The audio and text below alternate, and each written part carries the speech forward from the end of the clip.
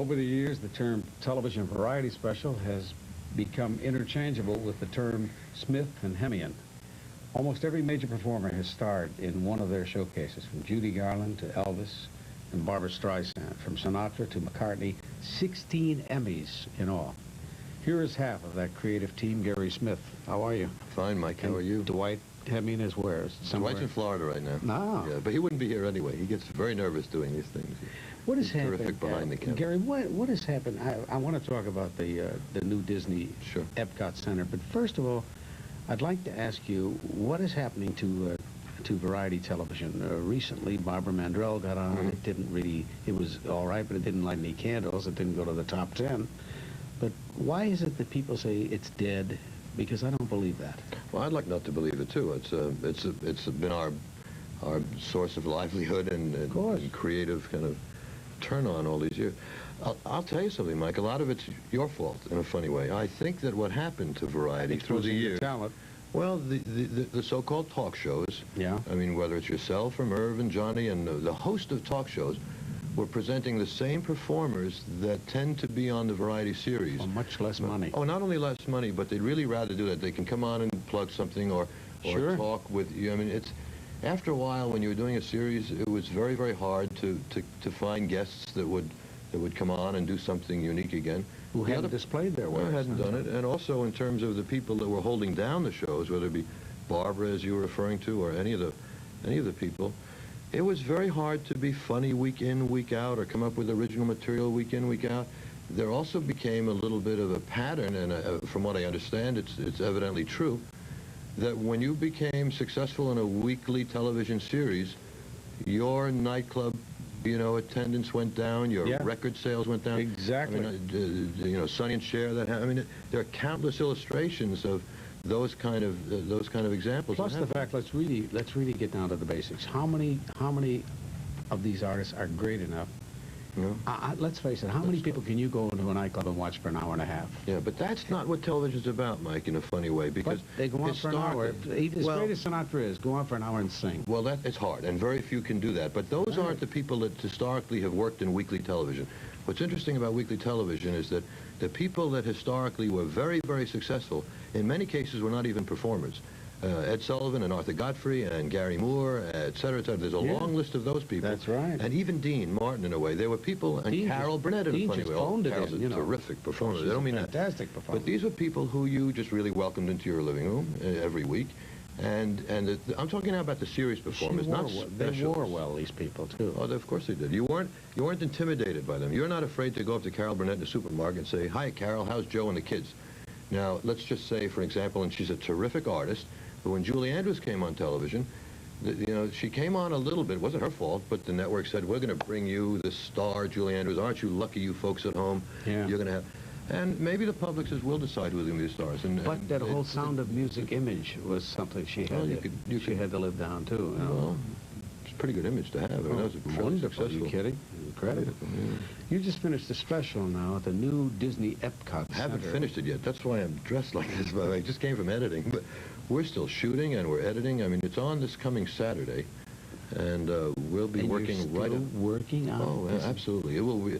Well, they're still working on the park, practically, but it did open on October 1st. I hear that place is absolutely mind-boggling. It's extraordinary, and I'm not just saying that because we're here to promote something or something like that. I mean, we're very proud of the television show. We think it's going to be good, but there is something about Epcot, especially if you have children, and I've identical twin boys too. It's a nice little group. We've got going. Yeah, mine are only 4.5 now, but. When you can take children to this particular area of the newest in technology, and Disney's they invented a word there called Imagineering. It's a wonderful word. It'll be in a dictionary, I'm sure, in a few years. It is a great Disney word. It is entertainment, and yet it's instructional and inspirational in many ways. I'll give you a brief, if I can, of what Epcot is all about. It stands for Experimental Prototype Community of Tomorrow. It was Disney's ultimate goal to build a city of the future, in a sense. Well, it's not so much a city of the future as it is now a permanent World's Fair.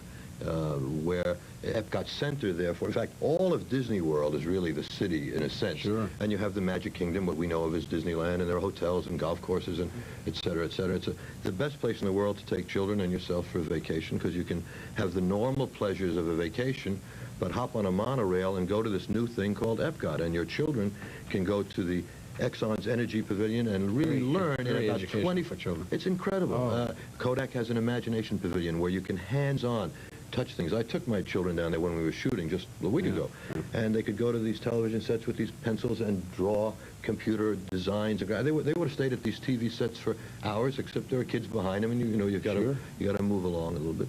The Craft has a wonderful pavilion on the land. As you can see, what Disney has done so imaginatively really is combine major business interest with design and creativity. Gary, while you were down there, didn't you have the feeling that he was still alive?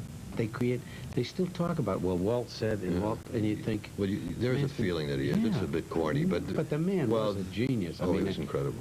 The ideas that he thought of 20, 30 years ago are being put into effect, and they're working. Everything's working. True. I mean, there isn't an articulate leader of whether it's in politically or sociologically or creatively. I mean, Andy Warhol's favorite artist is Walt Disney. That's interesting. We dealt with that a couple of years ago when we did a special called One Man's Dream, and Warhol was on. And that's an interesting concept. You don't think of Warhol as saying Disney is his favorite artist. Dying to see this clip. Danny Kaye was your star. Danny is the host and a very, I think, terrific choice because when you're looking for entertainers that will also have credibility, giving you information. This is just, I think the clip is just this opening number that we're just starting to, it's not finished, by the way. I'm getting a yes nod, so I'm sure that's it. Okay. Okay, what is the show called? It's called Epcot Center, the opening celebration. Saturday night. Roll it, please, Terry. Let's take a look. Epcot, the magnificent dream realized. But maybe you're asking yourselves, well, what's an Epcot? Well, it's a good question. Is it just another amusement park? No. Number one, Epcot is the experimental prototype community of tomorrow. And number two, Epcot isn't just an anything. Oh, no. It isn't just a resort. It isn't just a World's Fair, not just a cavalcade of wizardry, technology, and flair. It's not just Epicurean displays by international gourmets where one can dine, lunch, munch, crunch for days and days and days. Not just a festival of music, dance, the arts, or education, nor a pageant for the senses sparked by wild imagination. Not just communication, nor the bounty of the land. Not just the world of motion, nor the ocean or the sand. It's not just transportation, nor light or sight or sound. Not just satellites in space, nor the fossils underground. Thanks. That's wonderful. It's not finished, and there's an awful lot there. The other half, if I can just briefly tell you about Epcot, the other side of Future World, which we were talking a little bit about with these pavilions, is called World Showcase. The belief being that with all of this technology, unless we can really, as a world, bring all of the countries together to share in this technology, it's pointless. So that the World Showcase side of it has, I say pavilions, but they're really like miniature backlots of England and Canada and France and Germany and Italy and Mexico and China and Japan.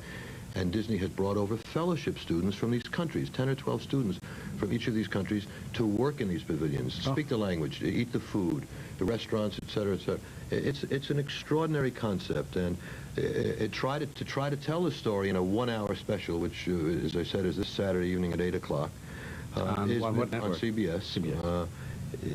Has been the biggest challenge because our guests range from people like Roy Clark and Drew Barrymore, the little girl from E.T. That's terrific with Danny, but also Alex Haley talks about aspects, Alan Shepard, Eric Severai does a wonderful closing on kind of what you were talking about Disney, really a similar kind of an idea.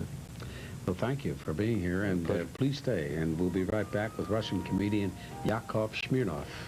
A diamond is the